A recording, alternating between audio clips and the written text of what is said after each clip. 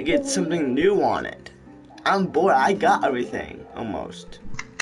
I've almost got every single gun in the game. I might even have all the guns in the game that are exotic, that I want. So you have the meteor. And Yes. the icebreaker.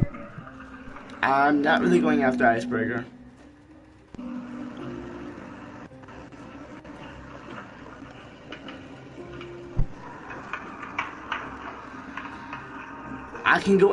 I can only go after that gun once a week. Wait, is this a private? Yeah. Do you want to see the game or not?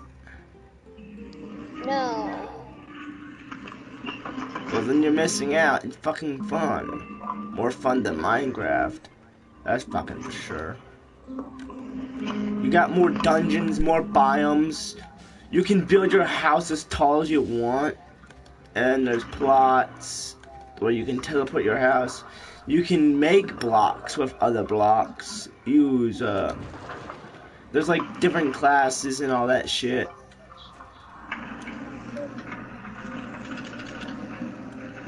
There's even dragon stuff. You can even have a dragon as a pet. Basically. But yeah, it's really difficult to get a dragon.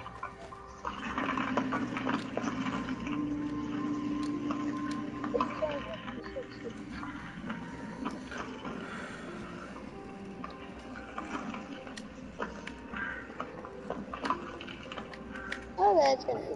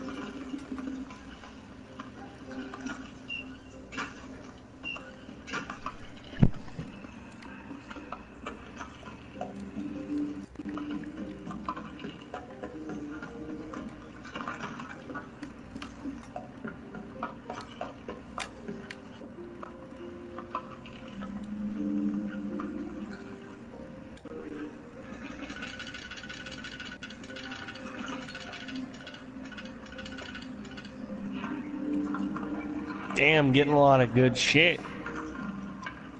I'll join the party again. I just need to do something.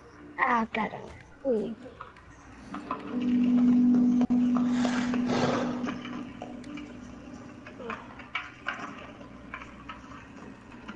The water stuff.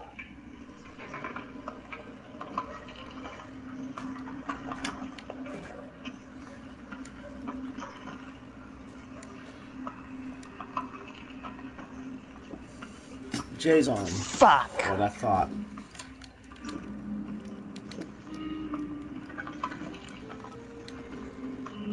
I'll pull back. Come on, you stupid game. Teleport me already.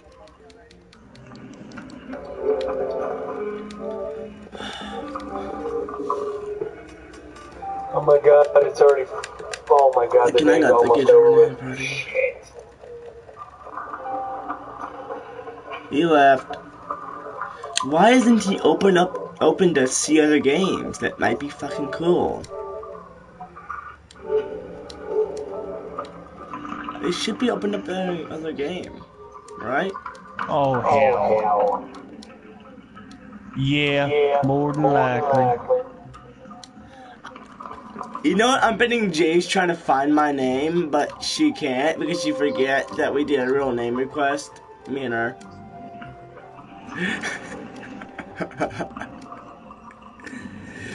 Oh, this is so funny. I am so Oh my fucking god, bad. it's almost fucking... Gotta, no fucking snappers. Get out Let there, me Bada Bing. join you, dumb fucking game.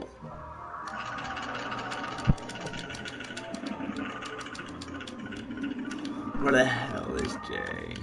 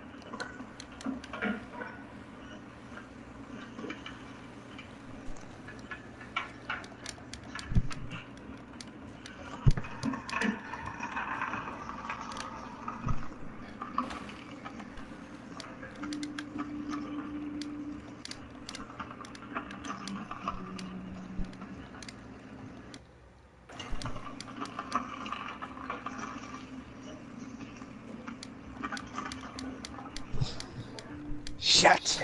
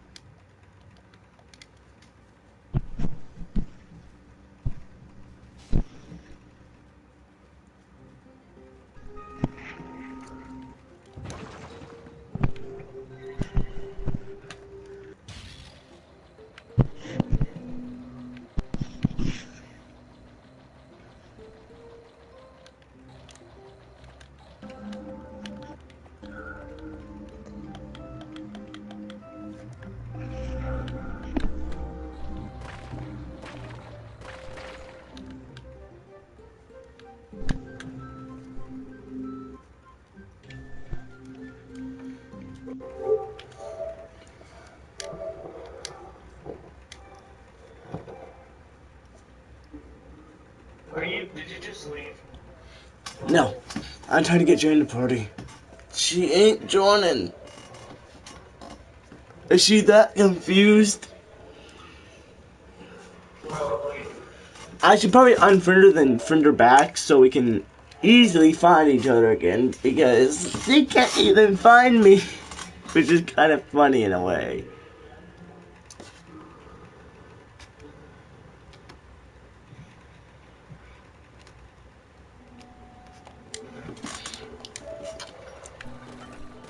Really, Jay? Really? Really? Jay's trying to dig me into a hole. No, no.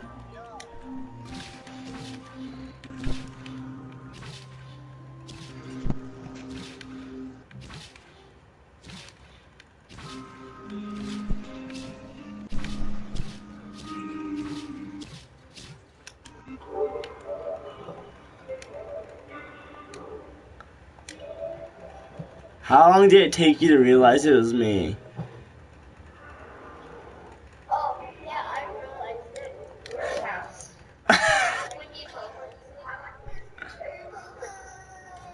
And then you just kept getting rabbit invites from me?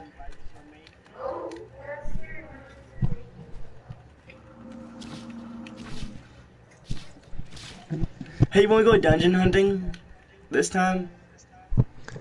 Oh And my she's god. gone. She's gone.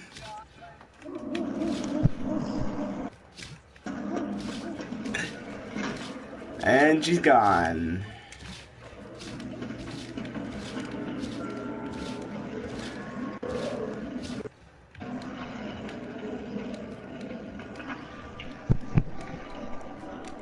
I'm gonna get my necromancer. Friends. No, wrong. Ah, goddamn.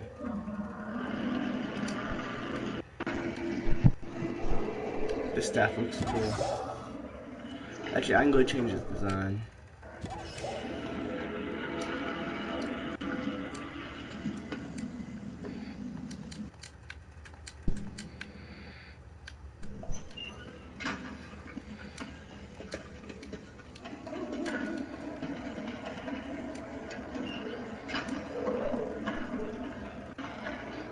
Dragon. Okay, now I definitely like a necromancer.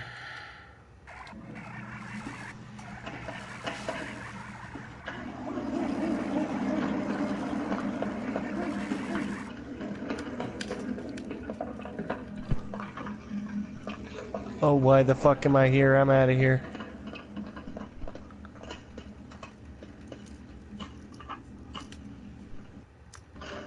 Oh, what?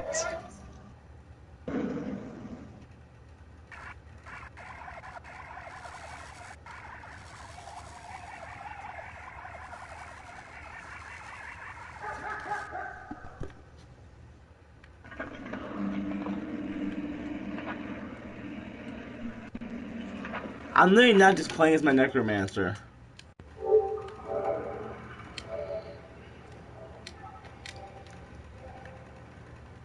What happened to her?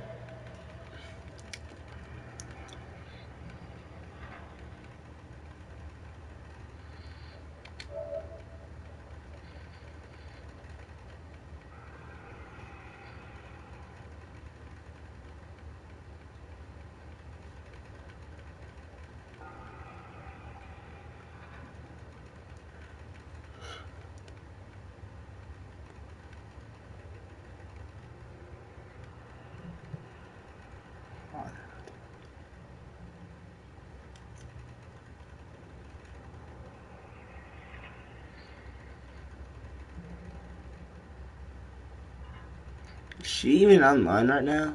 Did she just get off accidentally, or did her system crash? I'm checking.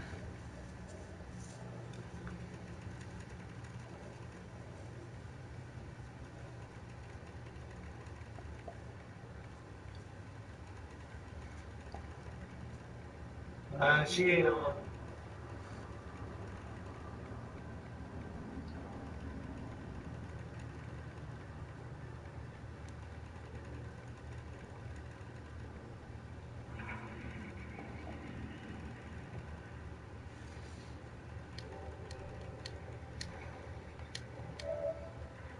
She's still on my screen.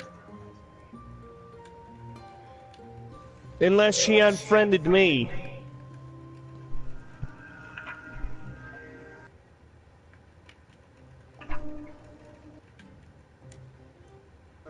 Yeah, she's still on in Trove.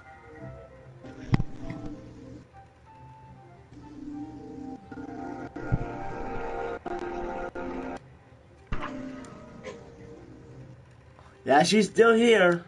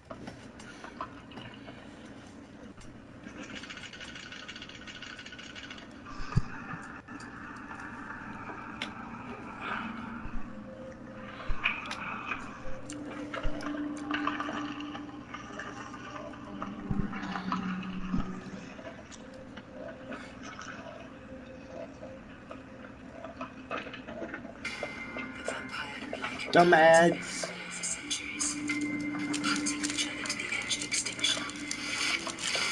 Finally, the answers for...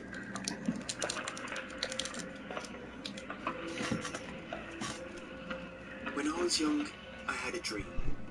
The dream itself was not an uncommon one among those who share my age, or those on the brink of adulthood. In fact, I would say it's a very common ambition for anyone with the capability to imagine and to wonder. And in a way, I feel some aspect or another. Some seek it on an emotional one, and some seek it physically.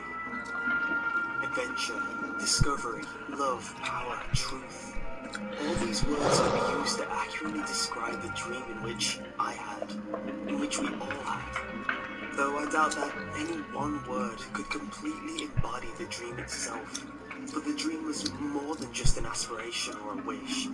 It was a destiny, a journey that could only ever be halted by one thing: death. For you see, our lives are the dream, and by living, we strive towards it. This destined odyssey that we call life, which originates from that first initial dream, can lead us to many different places. Some of us are led down a trail of tears, one full of agony and suffering. Others are exempt of this, and live a life of luxury and convenience. Most of us, however, end up following and living by the center road. A road that will neither be plagued by exuberant and overly frequent misery, nor an utter lack of misfortune. Some find happiness and love, while others only find anger and hate. Some journeys involve the destination of nations, while others bring about the construction of livelihoods which had before been unknown. Anything is possible. And in knowing this, I would gladly trade my destined discovery for any other fate, whether it be one of utter grief or the opposite. For nothing could be worse than what my scarred soul has stood witness to. The Nevada sun is one of the harshest on the planet. It beats mercilessly down upon all those who expose themselves to it, only allowing breaks from its standing heat during the freezing nights. For those who have not been born and raised in these sweltering conditions, it is easy to understand why they dread the place. Extreme heat is usually only welcome when accompanied by a large body of water, which has always been scarce in the desert wastelands of Nevada. But for someone who has lived there all their life, such as myself, it is home. Not just home, mind you, but a way of life. To my family, those vast mountains of tan rock and that beating sun are sacred. We were there before the Europeans first discovered America, before the sound of their thunderous muskets and cannons swept across the lands, before the East expanded into the West. But try as hard as we did to hide, the world eventually caught up with us. Along with the settlers came ambition and wonder, as one can imagine. It did not take long for the newcomers to discover the bountiful wealth of gold that lay just inside the mountains of our precious lands. And once the word was out, mining operations began as common in Nevada as scorpions in the sand. Over the years, the mines dried out, as would be expected. But rather than be sealed off, many more were simply abandoned and left to be buried by time. Most of these old tunnel networks still exist today and are scattered quite abundantly throughout the otherwise sparse land. It was in these abandoned tunnels that I found joy and wonderment as a child. While others played outside in the blistering sun, I found adventure in the forgotten excavations of those long gone. It was in these places that I felt my dreams of exploration and discovery come to pass.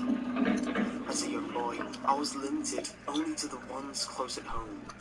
But as I grew older, I began to branch out further and further until I found myself venturing days at a time in an old pickup to look for traces of these ancient locations. By the time I was in my mid-20s, my fascination with the old mines of Nevada had not diminished. Rather, it had grown, and with it, so had my skill in exploring them. I was 27 when I discovered the ancient mine shaft that would inevitably change my life forever. I had come to hear about it in the nearby town through a man who approached me while I was fueling up at the gas station. He made a comedic remark about the tools in the back of my truck and asked if I was going out searching for mines to explore. Quietly, I replied with a yes. It was then that he spun me an extremely interesting tale. He claimed to have discovered the entrance to an old mine a couple of years ago while searching for rare rocks to display in a museum he owned. According to him, it was buried under a considerable amount of brush and foliage in the canyon down the road from the gas station. What really intrigued me, however, was his suggestion that the mine had never been explored or set foot in since the old gold rush days. Naturally, I was hesitant to believe him due to how unlikely it was that such a place would go undiscovered for so long. Every mine I had ever set foot in had been picked clean by those looking for priceless relics to sell for exuberant amounts of money, which never bothered me. The allure of ancient gold had no effect on me. However, the thought of exploring a mine which had been completely untouched by anyone besides the miners who had made it did seem quite appealing to me. I thanked the man and accepted his offer to reveal the location to me, which he did quite eagerly. In my logical mind, I figured I might as Yeah, well sure as try hell it ain't going to the since damn it random. was along the route in which I was traveling. It hardly took Nothing, any man. time to get there, and I although don't it mind, was you can tell me. difficult and time-consuming, I did eventually find the entrance, concealed beneath a considerable amount of brush and foliage, just as the man said it would be. By that time in my life, I could have been considered a professional, judged solely by the equipment I brought along. Within the large backpack I carried on my back, one would find a couple packs of glow sticks, a flashlight, provisions, water, a knife, and other miscellaneous objects useful for the exploration of such places. Some might say that this was too much, but the old tunnels had a tendency to be dangerous and entirely devoid of light, making it only careful to bring such an array of things. As I stood before the entrance of the mine, which had undoubtedly been full of money-hungry miners and prospectors long ago, I found myself feeling a strange out of place. It was a feeling of which I can in no way describe fully. I can only say that it was neither positive nor negative. Rather, it was a kind of anxiety, an understanding that this place would be different. Looking back, I think that deep down I had known my fate would change that day, that my entire life would become altered by that loathsome expedition into the deep unknown. But rather than take this as a sign to turn away, my excitement twisted it so that I would only expect something marvelous. In my mind, greatness awaited me in that cursed tunnel. And so, I turned on my flashlight and began my journey into the core of terror itself. I pressed onwards into the mine. I began to become disconcerted by a couple of things. The first of which was how singular the tunnel was. Not once did it split off or turn into any other direction. Rather, it kept going in one continuous path. The second was that there was a distinct lack of relics, which were usually quite common amongst abandoned mines, especially those which had been utterly unexplored. What? Wanna The play some entire Battlefront now? tunnel was quite Star Wars steep Nah. Battlefront? and so much so, in fact, that No, Oh right man, I just now. got on it. considerable difficulty in I trying just to got walk on back it, up. dang it. It was as if the miners were Oh, digging sorry, man. directly towards something deep in the earth, rather than What'd he get searching for on? a large gold deposit as was ordinary in Star Wars some Battlefront? places. Oh. One of these strange details Ah, couldn't man. help but pique my curiosity. You sure? Do you have a My G? mind began to race with ideas as to what awaited Cause I me need further. someone to play with her and everything. After a half an hour or so, I came to a solidly smooth wall. It stood completely vertical before me, without any chips or slants in it whatsoever, which I found quite unusual. The obstruction was to be the end of my expedition, I thought. Oh, how wrong I was. Okay, next For thing. after examining it for a few seconds, I noticed a large gap, entirely natural from the look of it, unlike the man-made shaft I stood in. It appeared as if the walls had simply pulled apart from each other, leaving a perfectly narrow passage through which one could potentially travel if he or she chose to do so. Normally, I would have decided that it was far too dangerous to travel through such a claustrophobic crevice. This was not a normal circumstance. I do not know for certain what compelled me to fit myself into the small opening, though I suspect that the draw of a fated destiny I had felt since entering the mine played a major role. As I travelled through the encroaching rock and stone, I began to become wary that the passage would never come to an end, and if it did, that end would be a solid wall or a sudden, non-traversable narrowing of the tunnel. On top of that, a strange sensation began to arouse within me. It was entirely different from the feeling I mentioned earlier. Rather, it was an inkling, much more similar to fear. At the time, I figured that it was only natural considering my predicament. I was traveling through an extremely dark and narrow passage that could lead nowhere after all. But looking back, I suspect that the source of my dread was far more sinister in nature. After what felt like an eternity of slowly making my way through the crevice, I finally came to its end. Only, it wasn't an end. Rather, it was an opening. What greeted me was not a solid wall or sudden narrowing of the tunnel. Quite the opposite, really. It was an exit. A way to escape the Oh, passage. thank God I survived the Upon night. emerging from the crevice, Hopefully I I did. found myself What are you in an playing? immense cavern I'm which playing rose among me a a few survival game meters called This War of Mine, darkness The Little enveloped me on Ones. all sides, Oh, seemingly relentless in its Please God, tentacles. don't let them have been I shone attacked. the flashlight That would up. be very, The very sight bad that at this greeted point my in the eager game. eyes was not Oh dissimilar to a God, night's don't mark. tell me I've The been only attacked. That'd be difference the being the shit. utter lack of That'd stars literally or would be the any kind worst. of light. Oh, thank The God! same scene welcomed me on all sides too, Thank downwards and behind me. fucking The God. solid rock on which I stood and the Oh entrance of shit. stone wall to Wait, my right, what? He's which I'd come was all I something could shit. actually see and feel. Everything else was a mystery to me. Whether it was the horrid darkness or the absolute absence of any kind of noise or smell, I do not know, but something prompted a strong intuition from deep within my you conscience wanna that play some hot solo? made me feel as though And the Oh, cavern boy. was pretend your of closer sons with their proportion. long-range And try guns as hard as I sailing did, in through my the beam flashlight foggy did little to dew. illuminate both the caverns I went Oh, into dang it. I was so and the focused on Mm-hmm. Han surroundings surrounding Solo. me. I mean, I reached down to the yay, Luke floor, Skywalker died. pebbled Oh, through it as far as I could, shoot. my ears perplexed me, for it was not the noise of rock meeting rock. Rather, it was the loud echoing thud of rock meeting metal. That humming is I actually snapped a getting glow stick annoying. and placed it at my feet, marking the entrance to Says the your cavern. face, but I don't complain. Then, curiously, Well, maybe you I should began stop to move doing your forward with extreme opinion caution, purple. aiming my flashlight Well, I'm not a fan of wide humming. while doing so.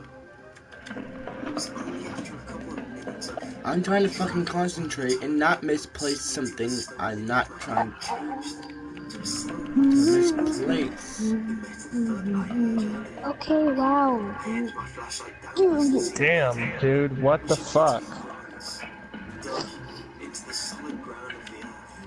Because I'm trying to My hear eyes this. widened as I came to the realization that I was standing on solid bronze. Not bronze ore, not some mutated Whoa, form okay, of I'm keeping rock, that but there. solid bronze metal. Bronze that had Yeah, I'm keeping that there. I'm not gonna fucking put that in my inventory.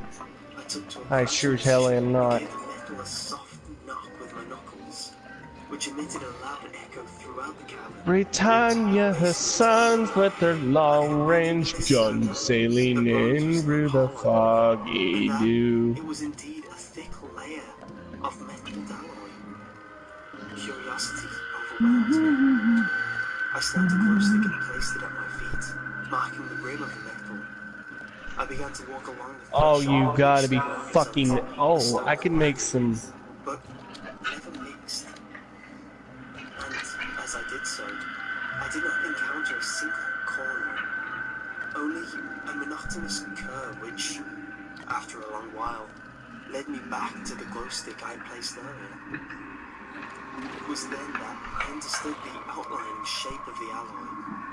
It was perfectly circular, and not only that, but in my measuring, I came to have a rough understanding of how truly enormous both the cavern and the plate of metal must be. Anyone who knows anything about nature Kill knows that Chewie! perfect circles are not overly abundant in our natural world, especially Find when him in the and form of kill a him. solid bronze-like metal, and as deep underground as this. Needless to say, I was breathless.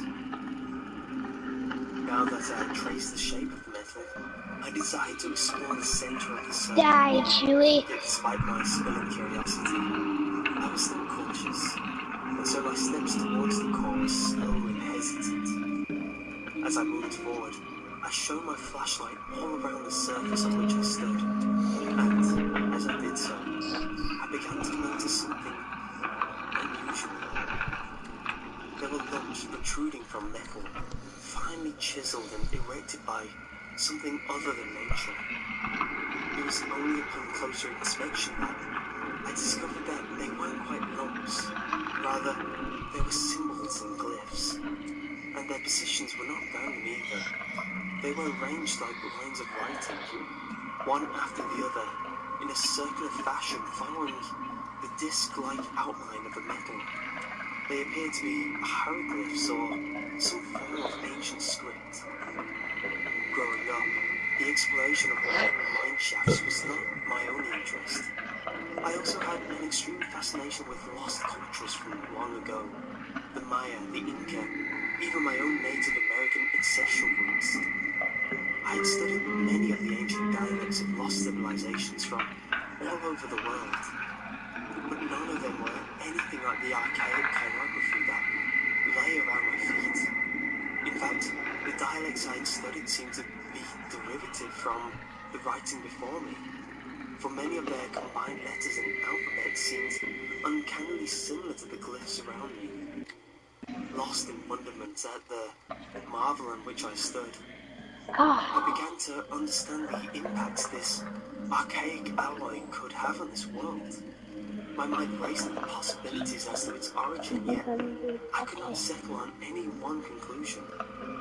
The only thing I felt certain of no, in no, that yes, yes. eerily large cavern was that the circular plate of metal predated any Well, looks like known I'm not the Empire, civilization. and that's, I guess, good. Feeling confident in my safety, I pushed onwards towards the center, I will actually more have me the determined than rebels, ever to because I see have what my awaited me. awesome gun there. Eventually, I found Han myself Solo, standing Lucky before Shy, a Invaders, circular pedestal made of Soldiers, the same Added, bronze-like metal as the Enemy, disc-like plate on which I Invaders stood. of Town. Its height reached up to my abdomen. I was roughly 5'9" at the time, and within the basin-like top of it was a sphere, which appeared to be made of the same alloy as the pedestal. There was more strange writing in the sphere, and even though the hieroglyphs were entirely foreign to me, I was somehow able to read them. Blah, Carnate, blah, blah, the blah, blah, tormentor, blah, devourer blah, of blah, blah. worlds, and father of all misery. Upon understanding them, I became understood. Its height reached up to my abdomen. I was roughly 5'9" at the time, and within the basin-like top of it was a sphere, which appeared to be Okay, made what? of the same alloy as the pedestal. Okay, what There was more strange writing am in the I sphere, using? Am I and using the even though weapon the I love? hieroglyphs were No, entirely I'm foreign not. to me, What the fuck? I was somehow able to read them. Carnate. Good weapon. Devourer of worlds,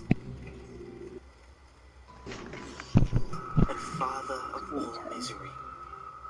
Upon understanding them, I became disgruntled and unsettled, even more so than I had been previously. There was a certain allure to those words. I felt the desire to grab the object and pull it from its pedestal, but I refused to give in and quickly turned my attention downwards to the flat face of the otherwise circular pedestal in an attempt to escape the sphere's power over me. I shone my light upon the surface of the odd column of strange alloy, immediately noticing the Guess I'll try it. drawings that had been etched into it as I did so. What was depicted on the abnormal pedestal I shall never Nice. forget. Just like the symbols of the sphere, they will forever be etched into my memory.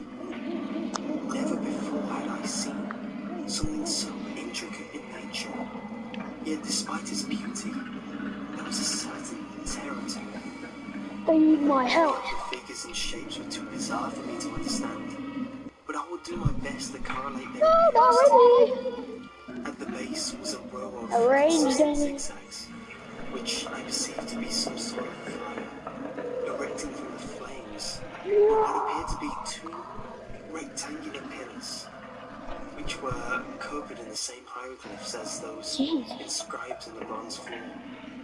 There were Also many look other at shapes that. and lines scattered about the mesh of images, none of which I can describe or identify in any way. All save one, With which our appeared to be the brothers centerpiece of the lost. network of images. Although I found it quite baffling to stare at, I could vaguely discern what it was, Hero. or what it was 1-0. depicting instantly. It was a humanoid shape, topped with an odd Can you face, please shut a up? head which appeared vastly different to that of a human's. No. Its shape was similar to a dog's skull, yet from both sides of its head protruded goat-like horns that curled continuously. Even if it was merely Alright, I an guess I'm illusion, Princess Leia. it still felt as if all the evil in the world had come together Get and down. spawned the horrible thing which sat engraved into the pedestal before me. It inspired nothing but unmistakable fear within me. Fear so primal and basic that it felt more like a memory than an emotion. As if distress at the sight of this beast had been hardwired into the basic Okay, I need programming the of shield right my now. psyche.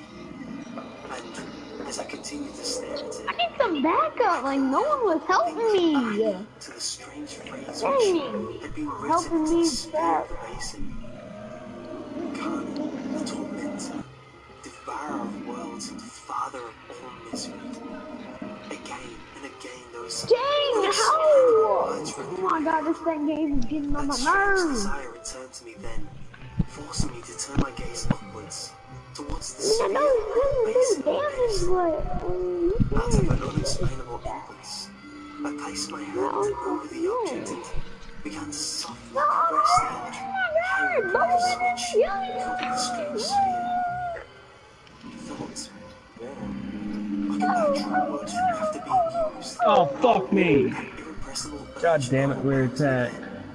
I gripped the sphere in my hand in preparation to remove it. For but a fleeting moment, I felt hesitant, but only for a moment. I shall cause some forever damage. consider that simple action Damage to be sucks a on the piece of gun, but mistake of my life. What was I saying? I pulled the sphere from the pedestal in one smooth movement, relishing the Oh, feel she's of not it in well. my hand. Fuck. Well, My joy was fuck. only momentary, however, for it was I'm only a killing second Boba after Fett. that. A loud and terrifying click echoed from beneath my feet, which was followed by a low tremble. Frightened by the sudden noise and slight shaking of the earth, I began to run towards the crevice through which I arrived so that I could escape. It was only after stepping off the metal onto the solid rock that I heard another noise behind me. A noise which I cannot identify, for it was in no way similar to anything I had heard in my life until that moment. The noise was so curious, in fact, that I felt compelled to stop and turn around. The jokes are And back as to I did you so, and me. I was greeted by a radiant light unlike any other. It was golden in colour, yet sinister in nature, for as it washed over me and the cavern, I could feel nothing beside fear. And stranger still, it appeared to be originating from odd hieroglyphs which had been so carefully inscribed upon the bronze-like metal. It was then that the metal itself began to mutate into a rust-coloured liquid and spread into the surrounding rock, transforming the ancient stone into the same copper-brown tinted metal the liquid once was. I remember feeling my eyes widen in pure wonderment, for I had never seen anything like that before. Deep down, I believe I knew that it was an omen of what was to come. I believe that I had some suspicion trying to convince me that such a beautifully odd sight could only herald something so primordial and awful that I would never be able to erase it from my memory. Yet I continued to stare in awe, entirely present in my expression as the brownish metal spread through the rock and stone that made the floors and walls of that dreadful cavern. And as it did so, I could see the familiar engravings forming within the freshly created alloy, just as they had appeared when I first laid eyes upon them. A loud boom drew my attention from the cavern walls and towards the origin of the metal, the space in which the strange alloy had once so quietly resided. Yeah, Jay's offline, but her avatar is still on. That's very messed up. Let's kill